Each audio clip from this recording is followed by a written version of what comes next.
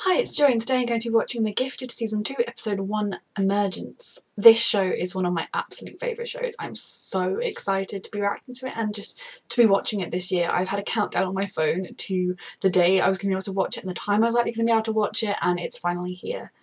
Looks like this season the titles are going to all have an M in it for X-Men. I wonder what they'll do for Season 3, but last year they had the X. The way the last season ended was I was speechless.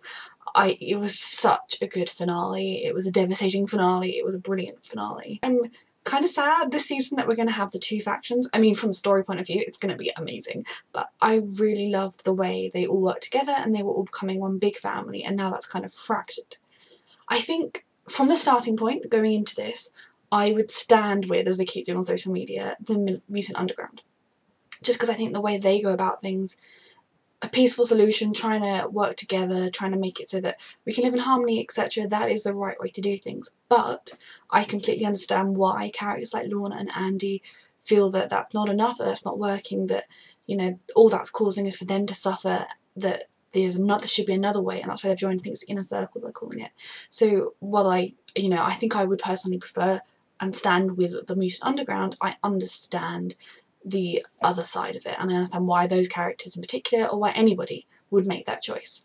I'm very intrigued to see how my views are going to change as the season goes on. I was lucky enough to meet Emma Dumont and Blair Redford at London Heroes and Villains Fan Fest, and they were so lovely. If I wasn't already in love with this show, how lovely they were would have just completely made me fall even more in love with it. But yeah, I will stop babbling now and I will start watching, as I've been waiting to since January, so yes, here we go. Our species is under attack. We're up against people that... That's the point. At the moment, I don't currently trust the Frost Sisters. As much as I can understand why people like Lorna and Andy and the rest will go to that side, I don't trust the Frost Sisters or their organisation. Oh my god, here we go. We want peace. We want freedom. We want to feel safe. These seem like reasonable desires. How are you going to go about getting them? Oh god. What is that? Ooh. So they seem like a great organisation to work for. Is this what Andy and Lorna signed up for? Yep, she's very pregnant, as she said she would be. I do really like them together, but I don't see how they're going to survive this. So if I get preeclampsia, what will you do? My best. I'm glad they've got each other. I'm very intrigued by Andy's new look. Like, is it just a fashion choice he made when he joined the Inner Circle? Or was it, I know mutants, sometimes when they get their powers, their appearance changes. Oh god. It's one of the scariest things of this show is how you can see it happening in the world we live in today. How bad? Bad as it gets.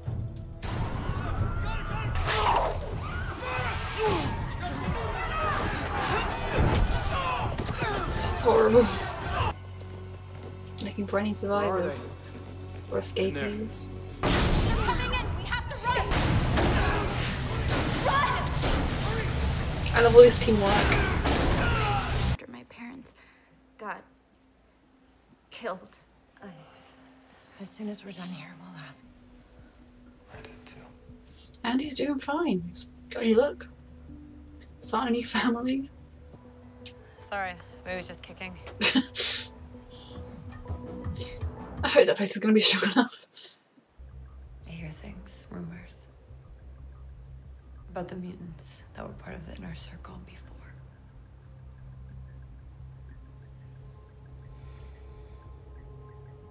You're gonna be fine. Is that what you want to bring your baby?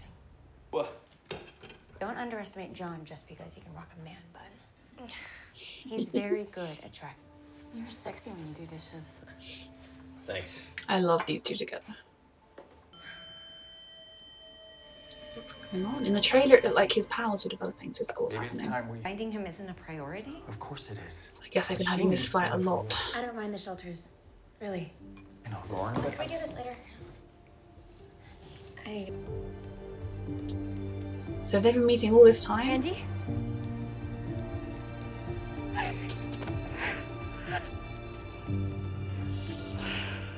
Oh. Oh my god. You're here. You're closing. No. Why are you fighting? This is a dream. This is who we are. No. No.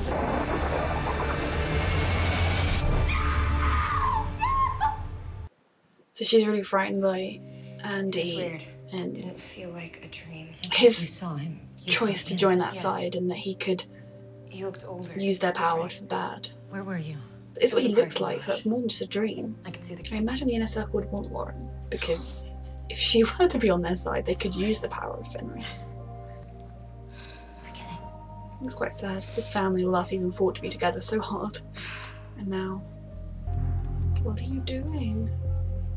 Done waiting. We should work together, we're already fractured enough as it is. It's like the perfect place to give birth. I wonder if Andy had any strange dreams last night. All due respect. It comes down to me or the baby. She will choose me. Do you understand? I need you to protect the baby. Stop them. However you have to. I do like this dynamic. Promise me. It's an interesting friendship.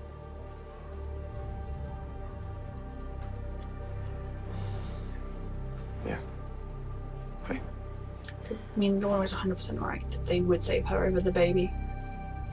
I feel exposed, and I look basic. I mean, I can't. Is it? Yeah, it is. It's impossible. Have you talked to Marcos yet? They're so cute. Behold, the powerful Thunderbird who bravely avoids talking to his best friend. Right. They are Come on. so cute. But they're starting the season really happy, which makes me very worried. TV shows never like happy couples. But hopefully this one will Sure you want surprise to do me. this? Hands in your pockets there, bright boy. I thought Caitlin might come in handy. Oh gosh. Just a scrape, right? Very effective training sessions with John. count to 3, man. Okay, chill. I'm really enjoying all the different dynamics of people working together. We saw a little bit of Caitlin and Marcos last season, but it's quite interesting to see them again. Maybe Hellfire Club sounded gratuitously sinister. His inner circle. Don't do drugs. He hasn't changed that I much. don't understand. Yeah, Marcos, it's a triumph. Very intrigued by what his powers would be. Interesting. This is the shot from the trailer. Like, is that his power, or is that just the mutantness returning? I mean, Von Strucker powers are never small. Oh dear. I'm barely confident we're not going to lose Lorna, but this would be such a stressful thing. Births are dangerous enough normally, let alone... Dude, just get out of the way! Son was taken, Reed. No, he wasn't. Mom, he left. So did Lorna. Yeah. You can't just keep acting like Andy was kidnapped. He knew what he was doing. It's the truth. I know him better than you could possibly imagine. And I'm telling you, he left us. It's true. Whatever his reasons, it's what happened. God, you just feel so powerless. And he still loves Lorna, obviously. She clearly still loves him. They're just on different... They just have different opinions on this very crucial matter. But he's just completely trapped away from her throughout the entire pregnancy. He missed everything. And now he's going to miss the birth. He's going to miss the baby. Like, oh. And there's not really a custody arrangement I could think of them working out. There's a point. They can still look for him, but they need to look less for a little lost child and more for a We get so focused on the search. willful, determined teenager. We ignore. Is he going to tell her? Please, people never tell anyone anything in TV shows. Ugh, and they're going to get interrupted.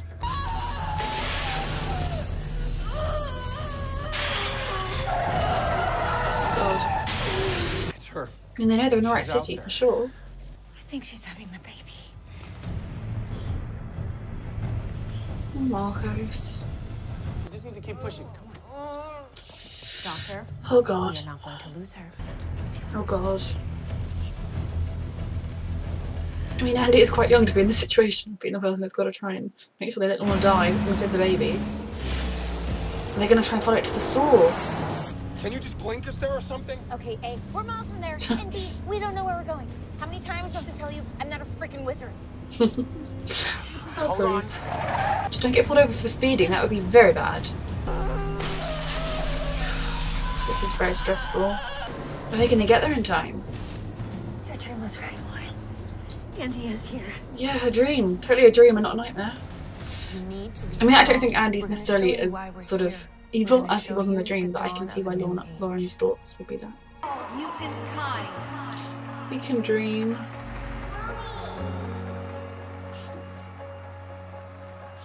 We did it, baby.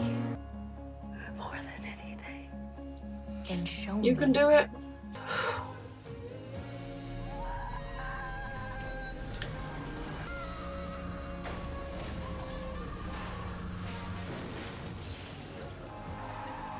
What happened? They're not gonna make it. Marcos, I'm so sorry. What does that mean? Is she dead? The baby? What does it mean, John? It's just, you don't know what it I means. don't know, brother. No. Ah. God, someone hug him.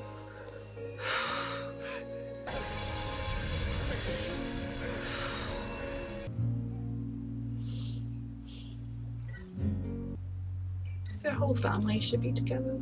I hate that they can't be.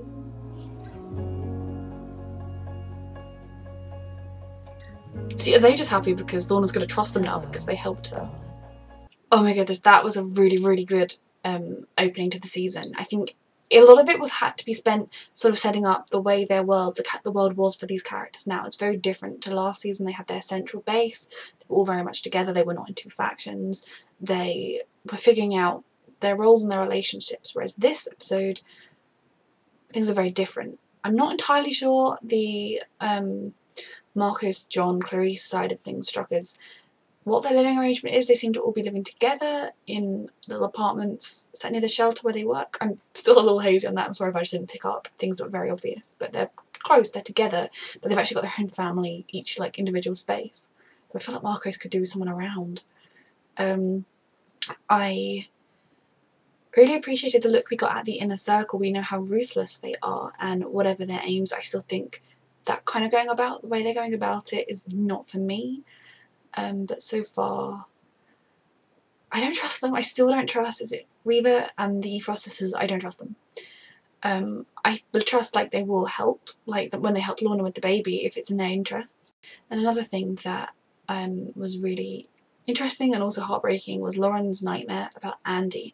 Now I don't necessarily think Andy is he's evil, he's a villain now, he's irredeemable, of course not. But from when they were last together, Andy was the one that was excitedly showing her the book of the Fenris. Look what our grandparents did. Look, our grandfather and his sister, look what they did. They did all this destruction. Wasn't that great? Isn't it amazing? Aren't we part of this powerful legacy?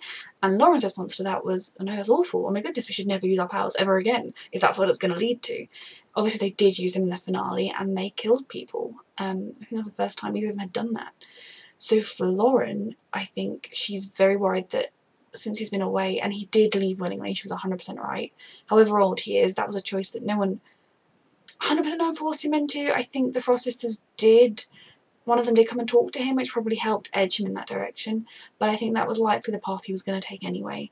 And 15 is that awkward age where he is definitely still a child. I'm not denying that. He's 100% a child. That's why I don't... People ship him with Esme and he's a child. But I think there's a little bit of manipulation there, but I think a lot of it was just Andy and what he believes in and how he believes they should fight.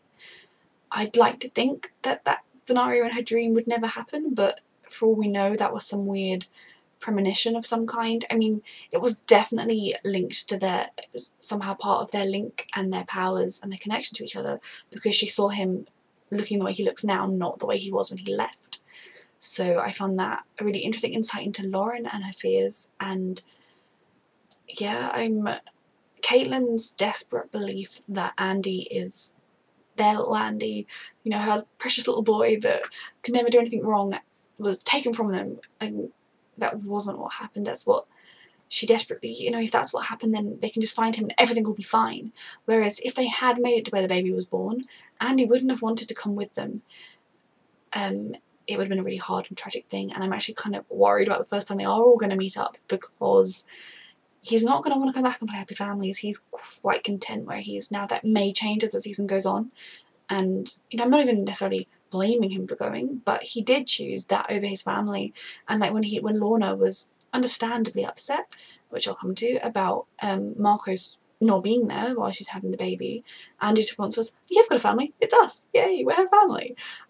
He doesn't, that we've seen, seem to be at all affected by the fact that he has left his family behind. So I am interested to see more from Andy on that front. Then, perhaps the most tragic plotline this episode was the fact that Lorna and Marcos are not together. And I really liked them together all last season. I really, really, really did.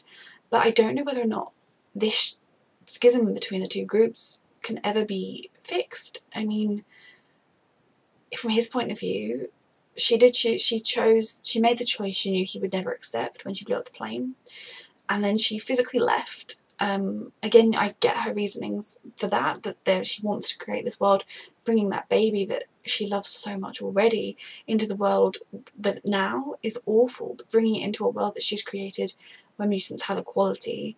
She would do anything for that, and she has reached the point, like her father, where she thinks that the only way where that can happen is with a show of force and using their powers, and I don't see Marcos coming round to that idea at all. So they've got their daughter Dawn, Dawn of a New Age, but yeah, their little girl, and Marcos is not going to get to be part of her life. Or Lorna wouldn't get to be part of her life. I mean, they're not going to have, you have a 1 week, we have it the next week, we'll do little secret mutant exchanges, you know. So that is really sad, because I do believe they love each other, and I do believe that they had a very strong love, but war does things, and they're in a war, and they've chosen different sides of the war. So yeah, that last scene with Marcos was really tragic, and I like that they showed us Lorna missing him, because she's not heartless, she's not suddenly a villain. They're all doing what they think is right, and that's what makes it so frustrating, is because if I genuinely thought Lorna and Andy had become villains and were evil now, I would find a much easier time in the split, because I still love them, and I still think they're doing what they think is right, and that they will be feeling the fact that they've left just as much as the others are. It's really sad. John and Clarice are just happy, and they're really cute, and I love their relationship. I loved watching it develop last season, and I love the fact that we just get to enjoy it now. I'm really hoping they're not going to throw any bumps into the road with that, because I've probably said it in videos for other shows, but like that saying goes you see online, happy couples don't ruin TV shows. Writers that can't write for happy couples do. So there's no reason why John and Clarice, Thunderbird and Blink can't just be happy forever, and that's what I'm going to hope happen. I liked some of the team-ups we saw this episode. Obviously the Marcos and John team-up, it's a very standard one from last season, and even Caitlin and Marcos, they had done a little bit together, but I think they have a really good understanding of each other, and I do enjoy their dynamic when they're together. Lauren and Clarice, Lauren and Blink, that was a good one. I'd like to see more of them working as a team. I think obviously the Blink's power is really useful. She can, you know, get them through the walls. Lauren, I'm going to keep muddling Lauren and Lorna's names. I've got some friends called Laura and Lorna. I muddle their names up all the time. I'm really sorry. Lauren can then use her powers to keep the bad guys at bay, etc. That was a really good team up. Very intrigued by the new girl whose name I have forgotten. Where her sister is. Are they going to be able to find her sister? I hope for her sake they will. Is she going to be a new main cast member, or is she just a temporary one? It's very exciting, intriguing. She's supposed to have some telekinetic powers. So yeah, that was horrible, seeing the way that compound was raided and all the people just being abused and mistreated. And yeah, one of the scariest things of The Gifted, and one of the best things about it in a way, how they tackle those issues, in the sense that is so reflective of certain people in the world today and how they are treated and how they treat people. And if mutants were a thing, I think America would be very, very, very much how it is in the show, which is very sad. Reed is getting his powers. What are they going to be? Are they going to be affected somehow by the fact that they were removed? What has triggered them to come back as well? But if he is getting his powers, are they going to be the powers they would have been had he just been allowed to develop them? Are they going to be stronger? Are they going to be weaker? Are they going to be corrupted and weird? I mean, struck us like individually, like Lauren's power on its own, we've not yet seen it be something that she directly has used to physically hurt somebody. Maybe she could use it in some way that would be destructive and hurt people, but it's more protective and strong. It's a very strong power. Andy's is obviously very destructive, and their combination made Fenris. His dad made like a huge bomb thing, so I'm very intrigued by what Reed's is going to be.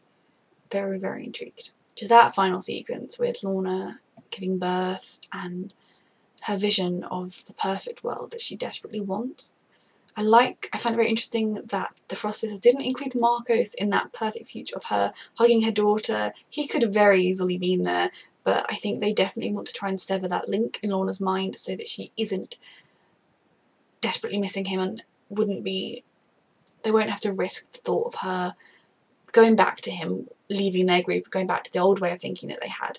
Now, I think Lorna is very much committed to this side of things. I don't necessarily think that is something we need to worry about, but that smile the Frost sisters had, or whichever Frost sister it was, with, is it Reva Page? I'm pretty sure that's her name. Sorry if I'm getting that wrong.